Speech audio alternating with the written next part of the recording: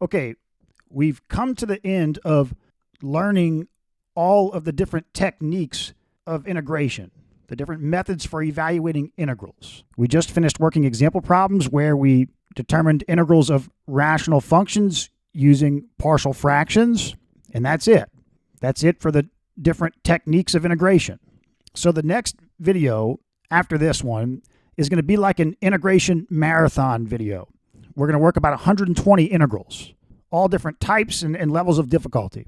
And the way it's going to work is I'm going to kind of put all of these integrals into a hat and just pick them out as far as which one to work. So the order is going to be completely random in terms of how difficult, in terms of the type, in terms of the method used to solve it, completely random.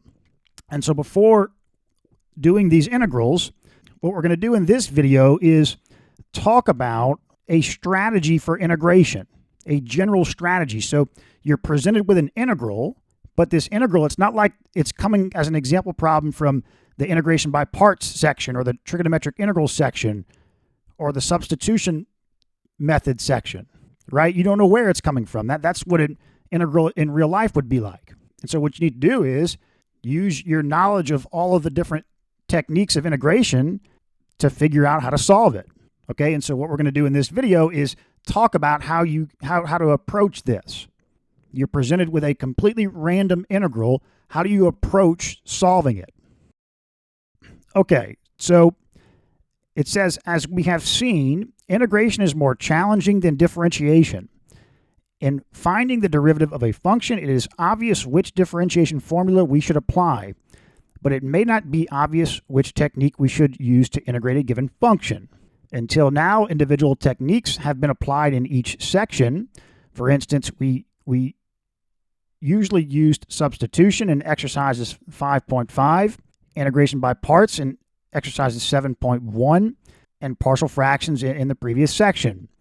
But in this section, we present a collection of miscellaneous integrals in random order, and the main challenge is to recognize which technique or formula to use. No hard and fast rules can be given as to which method applies in a given situation, but we give some advice on strategy that you may find useful. So they're presenting a collection of miscellaneous integrals in random order. And that's what we're going to do in the next video with these 120 integrals. They're going to be completely random as far as the order we work them. And there's going to be no information given about how to solve it.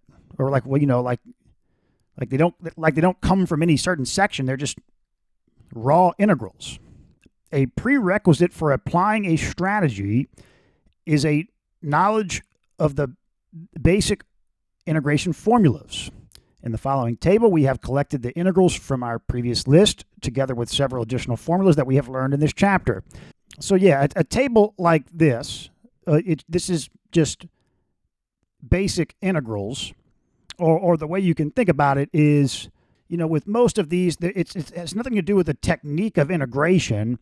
It's just based on our knowledge of differentiation, we can naturally just figure out what the integral is, right? So like the integral of sine of x, since we know that the derivative of cosine x is minus sine of x, then we know that the integral of sine of x is minus cosine x, okay? And so all a table like this is so it's the same idea in that, if you're presented with a completely random function to differentiate, well, when you're using any, formula like the product rule, the chain rule, whatever, you might in the process come across something like you need to know what the derivative of arc tangent of x is, or arc cosine, or hyperbolic tangent. Well, you probably don't have that memorized, but you can either go back to your calculus textbook or use Google and just make sure the reference is reputable and just look up what that derivative is, right? And so it's the same idea on what a table like this is for. These are basic integrals, or, sometimes you've got like other integrals that are tabulated for you. So if you're doing partial fraction, if you're finding the integral of a rational function and you're doing the whole partial fraction process, well, you need to go back to a table like this or to your textbook to get, like the integral of, you have a quadratic squared in the denominator with a 1 in the numerator. Well, you don't have that memorized. You just go back to, pretty much like to a table like this, or to that section of the calculus textbook and get that integral. Okay, and so when we're presented with a completely random integral to solve, we've always got this table or any table like this. There's bigger tables you can find, but we've got this table here or any other integral formula in this chapter that we can reference if we need to in the process of solving an integral. All right, so now it says, once you are armed with these basic integration formulas, if you don't immediately see how to attack a given integral, you might try the following 4-step strategy. So that's what this section is mainly about. You have your table of integrals with you. You're given an integral to solve. If just based on that table, it's not apparent how to solve the integral, then they suggest this 4-step strategy here. Okay, so step 1, simplify the integrand if possible. Sometimes the use of algebraic manipulation or trigonometric identities will simplify the integrand and make the method of integration obvious. Here are some examples. So if we're given this integral here, if you distribute, then you get this. And now we can separate this into 2 separate integrals, and it's no problem, right? But here, I mean, can you use a U substitution here? I'm not really sure how you would approach just this as it is, but if you do some algebraic manipulation, this is really easy. Okay, we're given this here, and we can't say U is equal to tangent theta, because yes, du is equal to secant squared theta d theta, but secant squared is in the denominator. But if you say tangent theta is sine over cosine, you make this cosine squared theta, and you end up with this. This can be written as since 2 sine theta cosine theta is equal to sine of 2 theta, we can write it like this, and this is easy to solve. Okay, here, you could say, you can't make a U substitution. You don't really know what to do with this, but algebraic manipulation, right? Perform this, do this, distribute this. So they do, and now you can do 3 separate integrals. Well, no, actually, sine squared plus cosine squared is 1, and so you're just left with 1 plus 2 sine x cosine x, and this is easy to solve because this is 2 sine x cosine x is sine 2x. And so, yeah, one thing I would add to this, they're saying simplify the integrand if possible. And so, yeah, obviously, if you can simplify the integrand, then that's going to be helpful if you can make it simpler. But what I'd add to this is, the idea of if we got a trigonometric integral consisting just of trig functions, and it didn't line up with one of the cookbook methods, because like the secant power was not odd or something, or the tangent power was not even or whatever, then the idea was it's not like you couldn't solve it. What would you do? What did we talk about you would do in that scenario? Again, if you had combinations of cosecants or whatever, or just any kind of trig integral that didn't follow one of the cookbook methods, what you would do is you would just take out your trig identities and just rearrange it as much as you can in all kind of different ways. And but it had nothing to do with simplifying. That's what I'm trying to point out. When you do that, it has nothing to do with simplifying, right? So just because you applied trig identities and you got something more complex, well, if what was more complex resulted in the odd power of the tangent or whatever you needed, and you could solve it, well, then you could solve it. You were just trying to rearrange it into different forms until you could find some forms that you could solve. Right? And so that idea, you can apply that same idea to non-trigonometric integrals. You're just going to morph it into the integrand into different shapes using algebra, and just look closely at the different shapes and see, is this something I can solve? Right? You put it into a different shape and you see maybe it's more complex, but then you see you can make a U substitution. Okay? And then another thing to note is that what you want to consider is that if you're doing algebraic manipulation, consider the fact that you might think of something that it might seem like it's too complex to do, But note in the back of your mind, is that operation that I perform, will that result in I can split something up into two separate integrals, right? So like, in other words, you've got a cosine squared here. You can make that 1 minus sine squared, and then you could separate it into two separate integrals. And that can be helpful, right? You can think about that algebraically as well. Like in other words, here you've got this sine x plus cosine x squared, and it kind of seems like it's hard to deal with this, but when you multiply all this out, you're going to get three separate integrals. In most cases, when you split something up like that into the addition or subtraction of different terms, those terms, for the most part, are going to be simpler. And that's advantageous when it comes to integration, because you can split up the integration in that way. Okay, so as you're doing this, and you're morphing the integrand into different shapes, and you're constantly analyzing all of the integrals, whether it be just one integral or multiple integrals, for things like this. You're looking for an obvious substitution. So yeah, the substitution method. And the idea is, what you're looking for here is you're trying to find a function in the integrand, anywhere in the integrand, where the differential of that function, the du, if you're saying u is equal to some g of x in the integrand, du is g prime of x dx, and you're seeing if this g prime, this g prime x, and the dx. So the g prime x can't be in the denominator, right? You're seeing if g prime x dx also occurs in the integrand apart from a constant factor. So that's important to note. If there's a constant, then it doesn't matter. You're just looking, so you don't care if there's a constant in front of this g prime x dx. All you care about is there a substitution you could make for a piece of the integrand to where the differential of that also occurs in the integrand, the differential being the g prime x dx, not worrying about any constant in front of this. If that's the case, then you can use substitution. Right here, u is equal to x squared minus 1, du is equal to 2x dx. Don't worry about the constant, but this x dx does occur.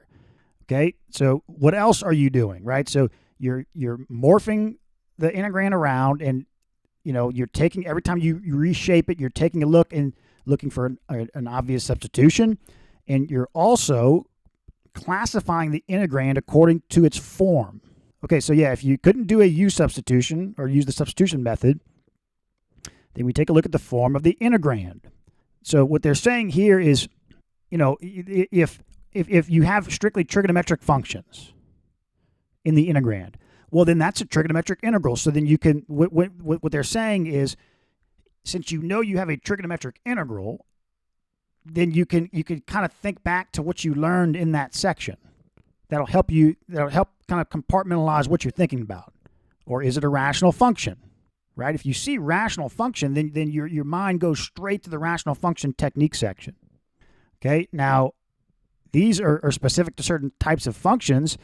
Integration by parts is a general technique. It can be applied with any integral, but it notes here that it says if f of x is a product of a power of x, or a polynomial, and a transcendental function, such as a trig, exponential, or logarithmic function, then we try integration by parts, choosing u and dv according to the advice given in section 7.1. If you look at the functions and exercise, you will see that. So yeah, what they're saying here is you can use integration by parts on any integral, no matter what it is. However, it works particularly well, I think that's what they're saying, or it's most commonly used if you have a product of a power of x, or a polynomial, and a transcendental function. So if we come to the example problems from the integration by parts section, you see what they're saying in that, a lot of these, you're going to have a power or a polynomial multiplying a transcendental function. Here's x times cosine 5x, t times e to the minus 3t, y times e to the 0.2y, t to the fourth natural log of t, t cosecant squared of t, x tangent squared of x, t squared sine of 2t. So, or here we go, x squared plus 1, polynomial, times e to the minus x. But, it's not every time, like, look here, there's no power or polynomial, right? Here's just a trig function. Here's just the natural log of the square root of x. And so they're just saying, though, that for those types, integration by parts, I guess it just tends to work in those cases. Again, a power of x or a polynomial multiplying a transcendental function such as a trig, exponential, or logarithmic function. But again, you can use integration by parts on any integrand, just like the substitution method. They're general methods. Okay, what if the integrand has radicals? So we're looking for the form. What did we, when we saw a radical, when we were going through the techniques, when did radicals come up? They came up with trig substitutions, but remember that the trig substitution, it wasn't inherent, like the square root wasn't, it was, that was a common application of the trig substitution, was the square root. That was the most common, but it was really more about the x squared, the plus or minus x squared plus or minus a squared. That's where you were applying the trig substitution. So if you see that plus or minus x squared plus or minus a squared, then you think potentially you could do a trig substitution, because we did trig substitutions that didn't even have radicals. But again, it's very common when you have like the square root, because the trig substitution eliminates the square root. But if you don't have the plus or minus x squared plus or minus a squared, there's no trig substitution. Okay? So for example, if you see so the trig substitution was common with the square root, here's just any radical of root n, any radical. But look, it doesn't have a plus or minus x squared plus or minus a squared. So you could do trig substitution here. But you could have an nth root radical and do a trig substitution, and that could definitely work. Okay, but again, you can't do a trig substitution here. But what did we talk about when you see radicals? You can think about doing rationalizing. You substitute u is equal to that radical with the expression in it, the x expression in it, right? So you make this substitution, and in a lot of cases, it will turn the integrand into a rational expression, and we can integrate any rational expression. Or just to point out, you could make this substitution, and let's say it doesn't turn it into exactly a rational expression. It might absolutely turn it into something you can integrate, though. That's why I'm saying, if you had the in nth root here, well, that's not the most common scenario to, with a trig substitution. Usually it's just a square root. But if you see that plus or minus x squared plus or minus a squared in any scenario, you can think trig substitution. You could try it. And it could very well end up working out fine. So it's really anytime you see that plus or minus x squared plus or minus a squared grouped together anywhere, you could think trig substitution. Okay, now step 4, try again. If the first 3 steps have not produced the answer, remember that there are basically only 2 methods of integration: substitution and parts. So yeah, even if no substitution is obvious, some inspiration or ingenuity desperation may suggest an appropriate substitution. Yeah, so you just keep going back to that initial step of algebraically manipulating the integrand into different forms and then analyzing it for potential u substitutions or just any kind of method. Okay, now it says you can try parts again, and so although integration by parts is used most of the time on products of the form, that polynomial or power times the transcendental function, it is sometimes effective on single functions. Yeah, so we saw examples where we had a single function, like the natural log of x, the integral of the natural log of x, just the natural log of x. We found that using integration by parts. And it also will work on inverse tangent and inverse sine, but it doesn't work all the time on lone functions. There are other examples where it ends up not working. But I think what they're trying to say here is that integration by parts is like a substitution. You could use it on any integral. And, something to point out here is that, remember, the purpose of integration by parts is you're creating a new integral. And for the most part, the idea is that new integral is going to be simpler than the original integral. However, what we talked about, though, is that the technically correct way to say that is not like, okay, so you've got, it's the integral of u dv is equal to uv minus the integral of v du. Okay, the idea is you're going from your original integral that you can't solve, and you're getting a new integral. And really, the technical way to say that if integration by parts worked or not is not that is this integral simpler, it's can you solve it? So even if this is more complex than this, it doesn't matter if it's in a form that you can solve, right? So you could always try integration by parts and see. It's like the trig integrals. You rearrange the trig integral, you might get a more complex trig integral, but if the tangent power is odd like it's supposed to be, then you can solve it. It doesn't matter if it's more complex, right? So you can always do integration by parts and see if you can get an integral that is solvable, okay? And so, you can continue to manipulate the integrand. Algebraic manipulations, or perhaps rationalizing the denominator, or using trig identities, right? So you can rationalize certain parts of the integrand, may be useful in transforming the integral into an easier form. These manipulations may be more substantial than in step one and may involve some ingenuity. So, what they're saying here is you might have to really push the algebraic manipulations. And so like you could here, they multiply this. So we have this integral. They multiply this by 1 in the form of 1 plus cosine of x over 1 plus cosine x. And they get what? They get this. This is more complicated than the original integral, it looks like, but it ends up working out because this becomes sine squared of x in the denominator. You can split that up, and boom, you can solve this. Right? So you can always multiply an integrand by 1 in the form of whatever. And I'm going to say it again, a more complex integral isn't necessarily a bad thing. It's all about can you solve it. Okay? Relate the problem to previous problems. When you have built up some experience in integration, you may be able to use a method on a given integral that is similar to a method you have already used on a previous integral. Or you may even be able to express the given integral in terms of a previous one. For instance, the integral of tangent squared x, secant x is a challenging integral, but if we make use of the identity, then we can write it like this. And so they're saying you've already got this tabulated, right? So maybe you have this in your table, or that this was calculated in the calculus textbook and you come back to it, or you could Google it, right? If the integral is basic enough, has a basic of enough form, you could Google it, right? You can't just Google any integral because there's an infinite number of combinations of functions, but for something like secant cubed x, you could Google this, but you just have to be careful. You have to check the reference. Right, and so you have this integral, and then just secant x, that's going to be tabulated, so you're done. All right, use several methods. Sometimes 2 or 3 methods are required to evaluate an integral. The evaluation could involve several successive substitutions of different types, or it might combine integration by parts with 1 or more substitutions.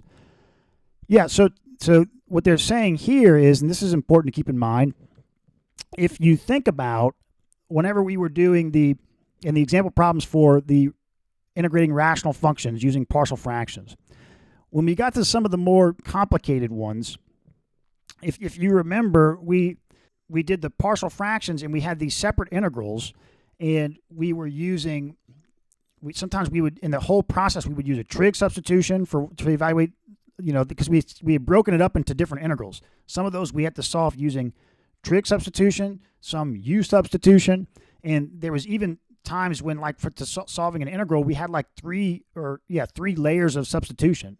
We went from x to u and then from u to z, right? And then like sometimes even mixed in with that was a trig substitution.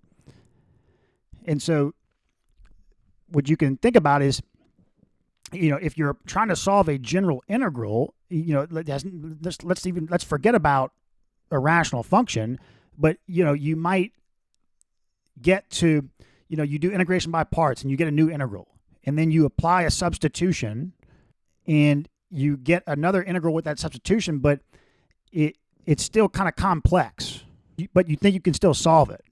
And then you're manipulating that one around and you get into another form and you say, oh, look, I can make a trig substitution, right? So there's different layers. As long as you're slowly making progress towards getting the answer, then you can always think about, it's like, okay, you're not restricted to one method per problem. I think that's kind of the big thing they're trying to say here. Don't constrain your mind thinking I have to choose just one method to solve this. Okay, so now they give some example problems here, but we're not going to go through these here. You'll get the idea of how we're approaching these integrals in the next video when we do all the problems, when we work all of the integrals. Okay, so the last thing they talk about is, it says, can we integrate all continuous functions? The question arises, will our strategy for integration enable us to find the integral of every continuous function? For example, can we use it to evaluate e to the x squared dx? You would think we could, right? That's pretty simple. The answer is no, at least not in terms of the functions that we are familiar with. The functions that we've been dealing with in this book are called elementary functions. These are the polynomials, rational functions, power functions, exponentials, logarithms, trigonometric and inverse trigonometric, hyperbolic and inverse hyperbolic, and all functions that can be obtained from these by the 5 operations of addition, subtraction, multiplication, division, and composition, right? You could put them together in an infinite number of ways. For example, like this, right? They're calling this is an elementary function. It's elementary in the sense that it's only dealing with, square roots and polynomials and cos trig functions and powers, those basic types.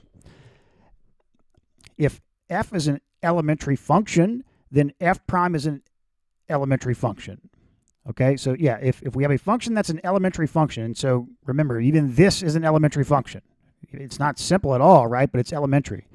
You could have an enormous, crazy, complex function with all kind of stuff going on, but it's still elementary because it only contains combinations of polynomials, rational functions, power functions, etc. And so it says if f is an elementary function, then f prime, the derivative, is an elementary function. However, the integral of f of x dx of the elementary function need not be an elementary function. Consider f of x is equal to e to the x squared power. Since f is continuous, its integral exists, and we define the function f by, so the integral of e to the x squared is given by this, using the fundamental theorem part 1. And why is that? Because we know this here. What is f prime of x? Capital F prime of x. What is capital F prime of x? We know that that's e to the x squared. That's whatever this is, the integrand. And so that's what they're saying. Well, there you go. There's its antiderivative. There's its integral. But that's not elementary, right? That's this kind of this different out of the off the path form here. And it's interesting, because this is pretty simple, right? You would think that they would be talking about how, if you had some huge combination of elementary functions like this, maybe it doesn't have an integral, or it doesn't have an elementary function integral. But even but we just see here, this is a simple function. I mean, we could get if we have a simple function like this, we can get its derivative every time, but not with integration. Okay, thus this e to the x squared has an antiderivative capital F, but it has been proved that capital F is not an elementary function. Right? We can't find an integral of e to the x squared that's an elementary function. This means that no matter how hard we try, we will never succeed in evaluating the integral of e to the x squared dx in terms of the functions we know. In chapter 11, however, we will see how to express this as an infinite series. The same can be said of the following integrals. So even all of these integrals, these 6 integrals here, there's no way to evaluate these with just normal functions. You'd have to do it you have to specify the integral like this. That's pretty weird, right? You would think, if you were given this integral at this point, with what you've learned up to this point, if you were given this integral, you would think, well, this shouldn't be that difficult. And it says, in fact, the majority of elementary functions don't have elementary antiderivatives. Wow, interesting. You may be assured, though, that the integrals in the following exercises are all elementary functions. Yeah, so In the next video, we're going to do those 120-ish, around 120 integrals. Those are all solvable. At least when I say solvable, I mean with they have antiderivatives that are elementary functions. Okay, so now let's work some integrals.